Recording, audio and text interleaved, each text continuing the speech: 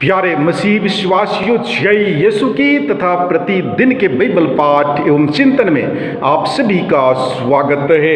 आज का पहला पाठ नबी यिर्मयाह का ग्रंथ अध्याय 18 पद संख्याएं 18 से 20 तक से लिया गया है।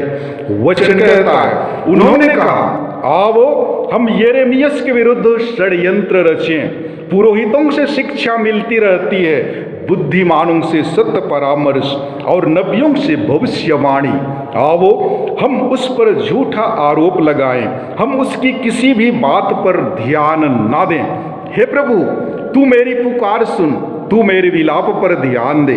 क्या भलाई के बदले में बुराई करना उचित है? उन्होंने तो मेरे लिए गर्त खोदा है। याद कर कि उनके पक्ष में बोलने और उन पर से तेरा क्रोध दूर करने के लिए मैं तेरे सामने खड़ा रहा।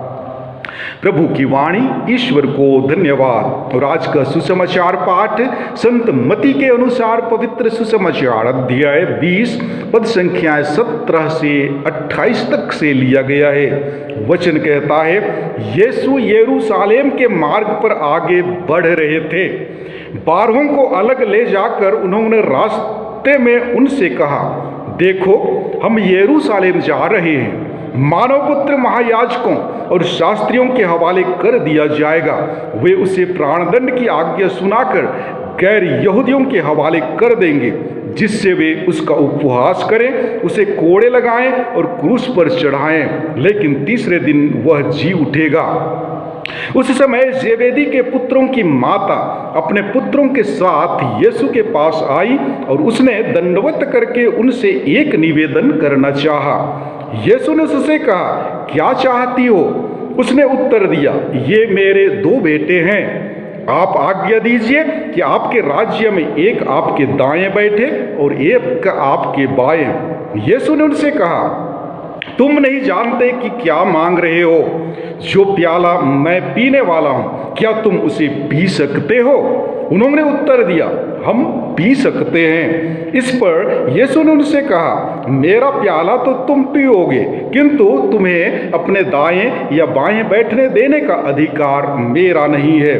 वे स्थान उन लोगों के लिए है जिनके लिए मेरे पिता ने उन्हें तैयार किया है। जब 10 प्रेरितों को यह मालूम हुआ तो वे दोनों भाइयों पर क्रुद्ध हो गए। यीशु ने अपने शिष्यों को अपने पास बुलाकर कहा, तुम जानते हो कि संसार के अधिपति अपनी प्रजा पर निरंकुश शासन करते हैं और सत्ताधारी लोगों पर अधिकार जताते हैं। तुम में ऐसी बात नहीं होगी। जो तुम लोगों में बड़ा होना चाहे वह तुम्हारा सेवक बने, और जो तुम में प्रधान होना चाहे वह तुम्हारा दास बने। क्योंकि मानव पुत्र भी अपनी सेवा कराने नहीं बल्कि सेवा करने तथा बहुतों का उद्धार के लिए अपने प्राण देने आया है। प्रभु का सुसमाचार। हे ख्रिस्ती, तेरी स्तुति हो। प्यारे मसीही विश्वासियों, ख्रिस्तीय जीवन दुख तकलीफ एवं विपत्तियों से भरा जीवन है, यानी क्रूस की राह पर चलना। इस राह में अनेक प्रकार की विपत्तियों एवं कष्टों का सामना करना पड़ता है।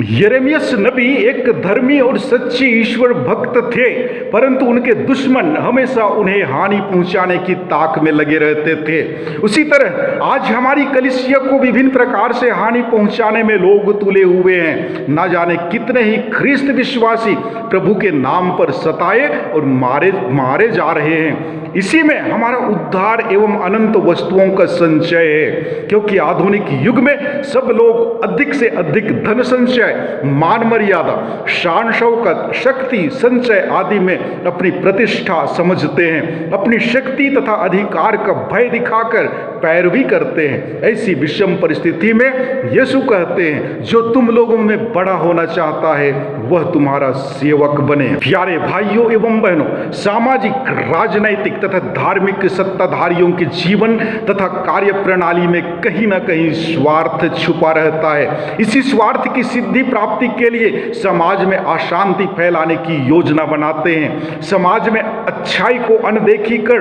बुराई और विनाश की ओर ले जाने की सोच सोच रखते हैं। नबी यिर्मयाह ऐसे राजनीतिक तथा सामाजिक नेताओं की घोर निंदा करते हैं, क्योंकि वे देश तथा समाज को विनाश के मार्ग पर ले गए। यिर्मयाह के इसी विरोध तथा निंदा के लिए उसके मुंह को चुप करवाने के लिए षड्यंत्र रचते हैं। आज के पाठ में इसी के बारे में बतलाया गया है। और आज के सुसमाचार में प्रभु मानव सेवा पर जोर देते हैं। कहा जाता है कि सेवा ही धर्म है। यीशु इस संसार में सारी मनुष्य जाति की सेवा करने के लिए आए। अपने जीवन काल में सभी शिष्यों को सेवा का उत्तम पाठ पढ़ाया। आज हमें भी प्रभु दूसरों की सेवा में अपना हाथ बटाने के लिए आह्वान करते हैं। तो आइए अपने आस पड़ोस में अपनी दृष्टि दौड़ाकर देखें और विचार करें कि हम किस तरह से सेवा का कार्य कर सकते हैं। ईश्वर हमारी मदद करे। आमीन।